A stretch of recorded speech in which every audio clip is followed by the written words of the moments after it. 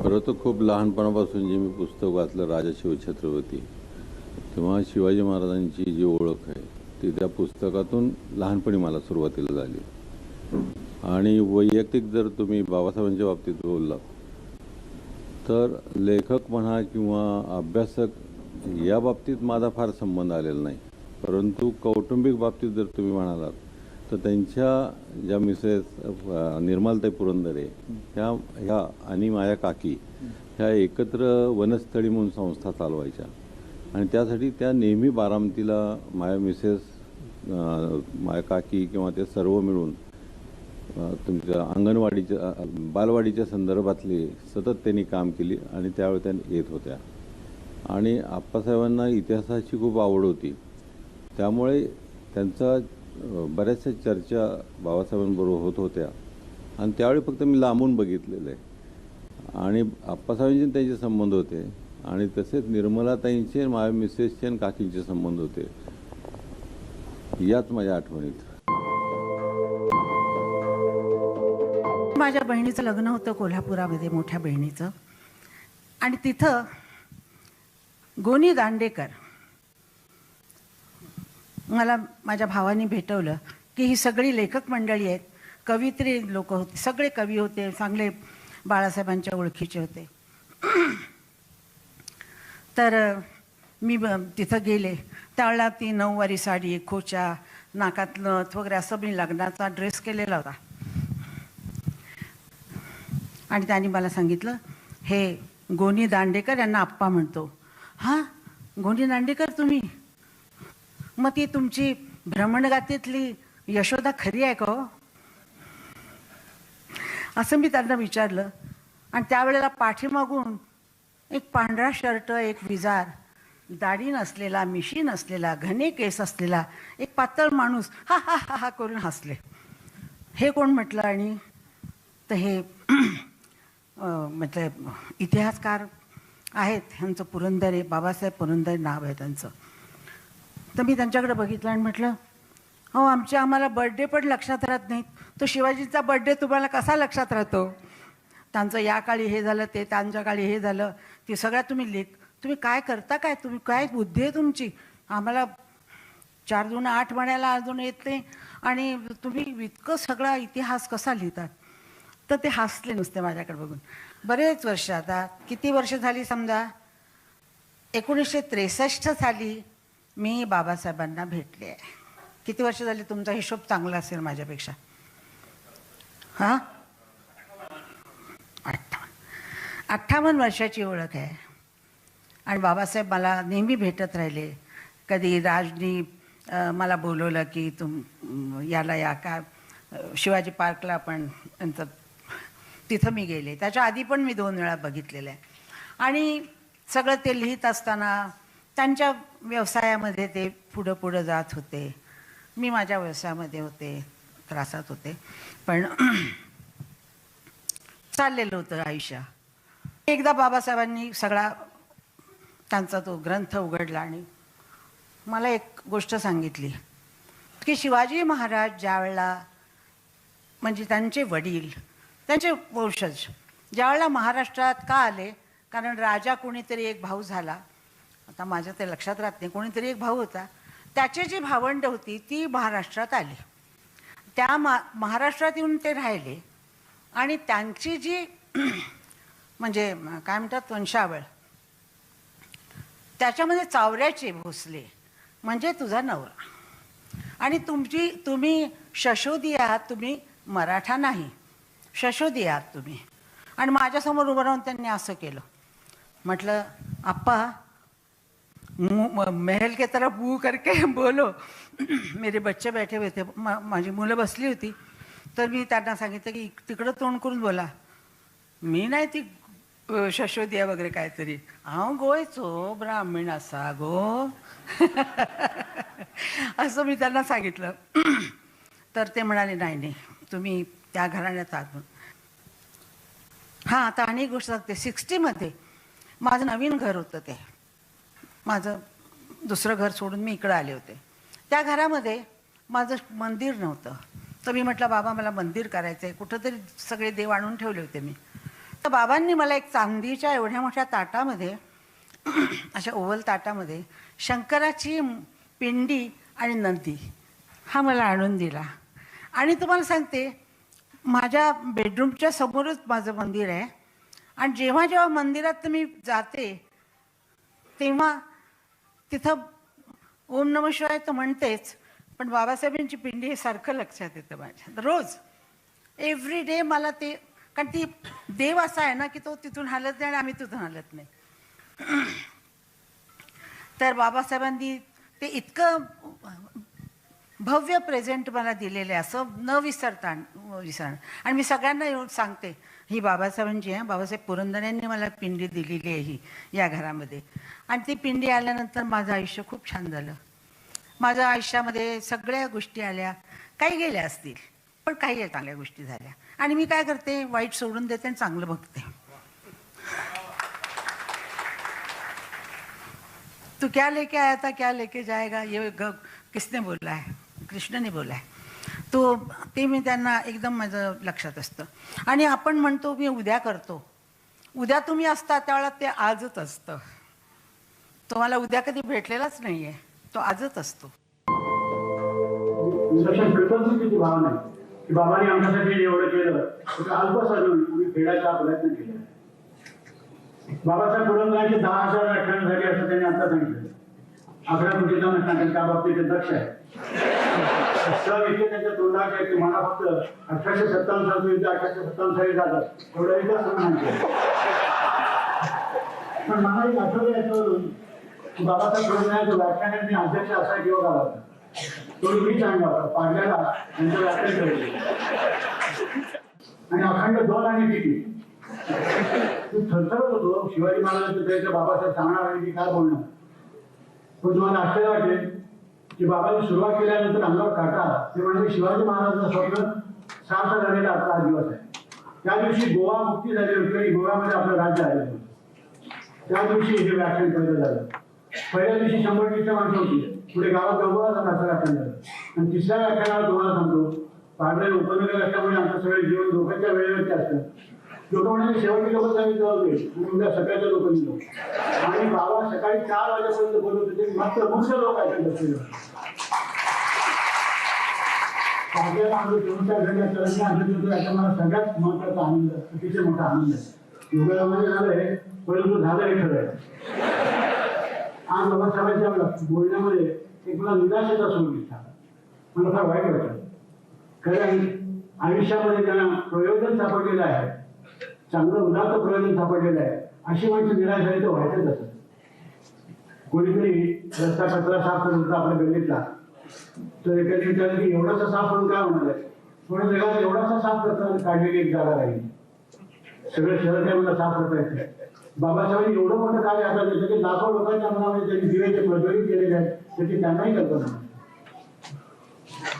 मला सामान्यतः थोडासा फारसा हेवा वाटत नाही, पैशाविषयाबद्दल तर मुळीच वाटत नाही. पण मला बाबांचा भयंकर हेवा वाटतो की एक उदात्त प्रयोजन जीवनात मिळावं, हा केवढा योग आहे. सामान्य माणसाला लागणार नाही. तुम्ही काय करता या प्रश्नाचं अभिमानाने उत्तर देणारे फारसे लोक सापडणार नाही. आमचं चालू आहे, ठीक आहे. तर सुरुवातच झाली देण्यासाठी. बाबा म्हणाले एक मागण्या शेवटचा ते रोजचा जी चहा होता 100व्या वर्षापर्यंत गोड झाला पाहिजे असं सगळ्या लोकांची आमची. तसं बघायला गेलं तर प्रत्येक दिवसा शेवटच्या दिवसापासून सुरुवातीचा घेत असतो. पण तो गोडच झाला पाहिजे. तो गोड करण्याचं त्यांच्या हातात होतं. म्हणजे छत्रपती शिवाजी महाराजांनी तो गोड करून ठेवलेला. त्यांच्या हातून तर कडू होणंच शक्य नाही. अशा समारंभाला मला अनेक ठिकाणी गौरव झाले, पण ह्या समारंभाचं अध्यक्षपद मिळालं हा मला पद्मभूषणपेक्षाही जास्त मोठा गौरव वाटतो. की इतिहासामधनं चांगल्या झालेल्या गोष्टी इतिहासामध्ये ह्या आपण विसरलो तर नाही ना, तर त्या सुधारून घ्याव्यात. आणि इतिहासामध्ये आपण काय चुका केल्या आहेत त्या पुन्हा करू नयेत हेही ते सांगत असतात. बाबासाहेबांचा मला एक किस्सा मला जरूर आठवतो की ज्याचा इतिहासाशी पण संबंध आहे आणि वर्तमानाशी पण संबंध आहे. कारण नाहीतर नुसता इतिहास ऐकायला गेलं तर फार वृक्ष वाटतो. परंतु बाबासाहेब ज्या पद्धतीने ज्यावेळेला आपल्याला इतिहास सांगतात तो ऐकताना पूर्णपणे जसा स्क्रू फिट व्हावा आतमध्ये, तसा तो इतिहासाचा प्रसंग अख्खा फिट होऊन जातो डोक्यात. मला बाबासाहेबांचं एक व्याख्यान आठवतं. त्या व्याख्यानामध्ये महाराजांच्या एका पत्रातला दाखला त्यांनी बोलून दाखवला, आणि नुसतं बोलून नाही दाखवला, तर नंतर तो ओरडून दाखवला.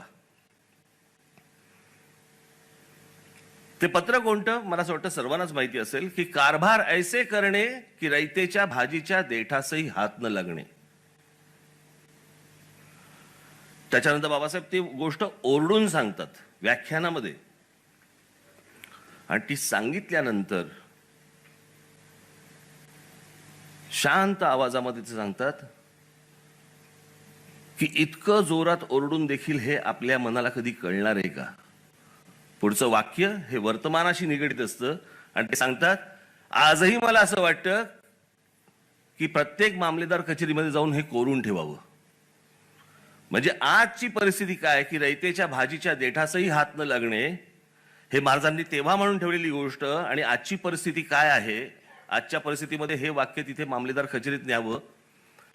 इतिहासाबरोबर वर्तमानाची जाग आणणारा हा एक महापुरुष आहे. ते शिवचरित्र आपण नुसतंच इतिहास म्हणून वाचण्यात काही अर्थ नाहीये. त्या इतिहासामधनं बाबासाहेब काहीतरी सांगण्याचा प्रयत्न करतायत. तो आपण समजून घेतला तर घेतला, नाही घेतला तर फक्त इतिहास. अनेकदा त्यांच्याबरोबर बसलोय मी त्यांच्याबरोबर, अनेक गोष्टी ते सांगत असतात. एकदा मी गेलो त्यांच्याकडे घरी,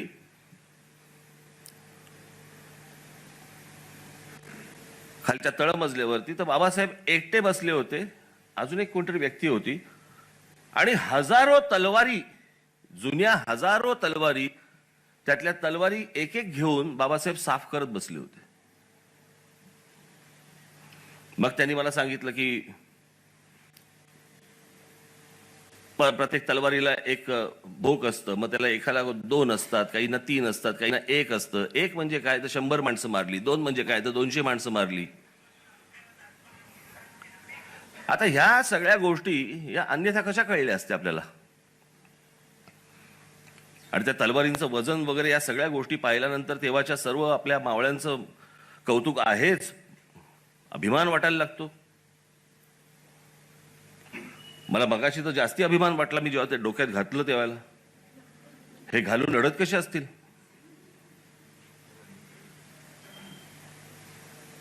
पण बाबासाहेबांची इतिहास सांगण्याची एक पद्धत आहे. ते इतिहास तुम्हाला समजेल, रुचेल, आवडेल अशा पद्धतीने सांगतात. इतिहास काय शाळेमध्ये पण आपण वाचत आलो, पण इतिहासाकडे कशा अंगाने बघावा, इतिहास कसा बघावा, इतिहासाकडे कशा पद्धतीने पाहावं, हे बाबासाहेबांकडे बघून कळतं की अशा पद्धतीने इतिहास पाहावा. बाबासाहेबांच्या भाषणामध्ये किंवा त्यांच्या पुस्तकामध्ये, त्यांच्या व्याख्यानांमध्ये बाबासाहेबांनी कधी इतिहासाला सोडलंय असं आजपर्यंत एकदाही मला आढळलेलं नाही. दंतकथांना बाबासाहेबांच्या कुठच्याही शिवचरित्रामध्ये असेल ना तर व्याख्यानांमध्ये असेल, बाबासाहेबांनी तिकडे दंतकथांना वाव नाही. पण एखादी गोष्ट समजून सांगताना त्यांनी जी भाषा वापरली, अलंकारिक भाषा वापरली आहे, ती भाषा जर कदाचित वापरली नसती तर आपल्याला त्याचा अर्थच समजला नसता की हे किती कठीण आहे, किती महत्वाचं आहे. मला आजही आठवतंय की तेव्हा त्यांनी बाबासाहेबांनी एक देवगिरी किल्ल्याचं वर्णन केलंय की त्या देवगिरी किल्ल्याला खंदक होते, आणि त्या देवगिरी किल्ल्याला जे खंदक होते त्याच्यामधनं शत्रूला, मोगलांना आत शिरणं खूप कठीण होतं. देवगिरी किल्ल्यामध्ये मोगलांना शिरणं कसं किती कठीण होतं, तर सीतेच्या हृदयामध्ये रावणाला जितकं शिरणं कठीण होतं तितकं देवगिरी किल्ल्यामध्ये मोगलांना शिरणं कठीण होतं.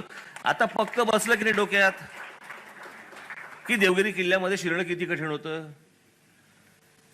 हे तेवढ्या पुरता त्या गोष्टी सांगून तुमची ती गोष्ट इतकी पक्की बसवतात की तुम्हाला लगेच कळतं की हे किती कठीण आहे ते. आणि अशा प्रकारे तो इतिहास बाबासाहेब इतकी वर्ष सांगत आले. शिवचरित्र अनेकांनी लिहिलं, पण बाबासाहेबांनी ते घराघरात पोचवलं. मनामनात पोचवलं. 45 वर्षापूर्वी माझा बाबासाहेबांशी पहिला संबंधाला ओळख झाली, भेट झाली, गप्पा झाल्या आणि नंतर गेल्या इतक्या वर्षात मी 9 वेळा त्यांची प्रकट मुलाखत घेतली गेली. आणि तसं अमृत किंवा प्रसादकडे गेल्यानंतर आपल्या पर्वतीच्या पायथ्याशी अनेकदा अनौपचारिक गप्पा व्हायच्या.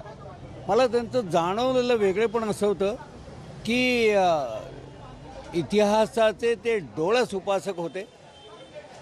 स्मरणशक्ती विलक्षण तेज होती आणि वाणीला एक सुंदर नाद होता. आणि तपशिलाबाबत म्हणजे बोलल्या जाणाऱ्या विषयाच्या तपशिलाबाबत ते अत्यंत कडक होते. एकदम तपशिलात कधीही चूक होत नसे. त्यांना इतक्या तऱ्हेच्या लोकांशी त्यांचे संबंध आले, म्हणजे मास्टर दीनानाथ मंगेशकरांपासून, बालगंधर्वांपासून, ज्योत्स्ना बोळे, हिराबाई बडोदेकरांपासून या सगळ्या मान्यवरांची नाटकं त्यांनी पाहिली, गाणी त्यांची ऐकली आणि त्यांच्या सहवासापासून ते अगदी अलीकडच्या माणसांपर्यंत. मला एक वेगळेपण काय जाणवतं की 11 मे 1615 असा सहजतेने ते उल्लेख करत 300-350 वर्षापूर्वीचा इतके इतिहासात रमत असताना सुद्धा वर्तमानात मात्र आज उमरखेड, उद्या अक्कलकोट, परवा रत्नागिरी अशी गावोगावी जाऊन व्याख्यानं देत वर्तमानसुद्धा ते जगत होते. हे मला फार मोलाचं वाटतं. त्यांचे आणखीन एक वेगळेपण असं मला वाटतं की नकला फार सुंदर करायचे. म्हणजे मलाच त्यांनी आपल्या हिराबाई बडोदेकरांच्या माफ करा, हिराबाई बडोदेकर नाही, शांता हुबळीकरांची कशाला उद्याची बात हे गाणं 6 भाषात ते 6 भाषेतला आवाज काढून नक्कल करून दाखवलेली होती. वेगळेपण आणखीन एक बाबासाहेबांच्याबद्दल किती तरी बोलता येईल. एक तर वाणी आणि लेखणी या दोन्हीतनं समाजाशी संवाद सहजतेने साधणारा माणूस हा त्यामुळे आम्हाला आमच्यातला वाटायचा. फक्त एकच बाब होती, मी आत्ता अगदी अलीकडे त्यांच्या 100रीला म्हणजे 29 जुलैला 2 महिन्यापूर्वीच भेटलो. त्यावेळेला मी दरवाजात आलो आहे असं मुलांनी सांगता क्षणी ते आतनं धावत आले आणि अरे या या या सुधीरराव. मला संकोचल्यासारखं झालं. आपण वयानं, ज्ञानानं, अनुभवानं लहान असूनसुद्धा ते ज्या आदरार्थी बोलत ना, त्यांनी खरंच संकोचल्यासारखं व्हायचं. पण ते आपल्या मुलांनासुद्धा आदरार्थीच हाक मारत असत. ही त्यांची खासियत होती. आणखीन एक त्यांची विशेषता अशी होती की मी त्यांना त्या 100रीच्या म्हणजे सर्वात शेवटची माझी मुलाखत तीच झाली 2-3 महिन्यापूर्वी. 29 जुलैला मी त्यांना विचारलं, काय हो तुमची तब्येत अजूनही एवढी ठणठणीत कशी, धावत आलात तुम्ही चक्क. ते म्हटले काय आहे, निर्व्यसनीपणा, त्याचप्रमाणे शाकाहार आणि तोही मिताहार असा असल्यामुळे म्हणे मी उत्तम आहे आणि चालतो खूप, त्यामुळे मस्त राहतो. आजादी के अमृत महोत्सव में देश ने स्वाधीनता सेनानियों के अमर आत्माओं के इतिहास लेखन का अभियान शुरू किया है. बाबा साहब पुरंदरे यही पुण्य कार्य दशकों से करते आ रहे हैं. अपना पूरा जीवन इसी एक मिशन के लिए उन्होंने खपा दिया है. उन्होंने शिवाजी महाराज के जीवन को, उनके इतिहास को जन जन तक पहुंचाने में जो योगदान दिया है, साथियों, छत्रपति शिवाजी महाराज के प्रति बाबा साहब पुरंदरे जी की इतनी भक्ति यूं ही नहीं है.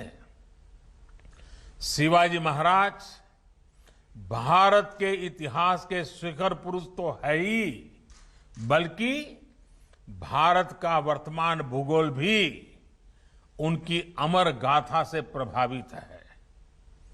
ये हमारे अतीत का, हमारे वर्तमान का और हमारे भविष्य का एक बहुत बड़ा प्रश्न है कि अगर शिवाजी महाराज न होते तो क्या होता. छत्रपति शिवाजी महाराज के बिना भारत के स्वरूप की, भारत के गौरव की कल्पना भी मुश्किल है. जो भूमिका उस कालखंड में छत्रपति शिवाजी की थी, वही भूमिका उनके बाद उनकी प्रेरणाओं ने, उनकी गाथाओं ने निरंतर निभाई है. शिवाजी महाराज का हिंदवी स्वराज, सुशासन का, पिछड़ों वंचितों के प्रति न्याय का और अत्याचार के खिलाफ हुंकार का अप्रतिम उदाहरण है। वीर शिवाजी का प्रबंधन, देश की सामुद्रिक शक्ति का इस्तेमाल, नौसेना की उपयोगिता, जल प्रबंधन, ऐसे कई विषय आज भी अनुकरणीय है। और ये बाबा साहब ही हैं जिन्हें आजाद भारत की नई पीढ़ी को शिवाजी महाराज के इस स्वरूप से रूबरू करवाने का सबसे बड़ा श्रेय जाता है।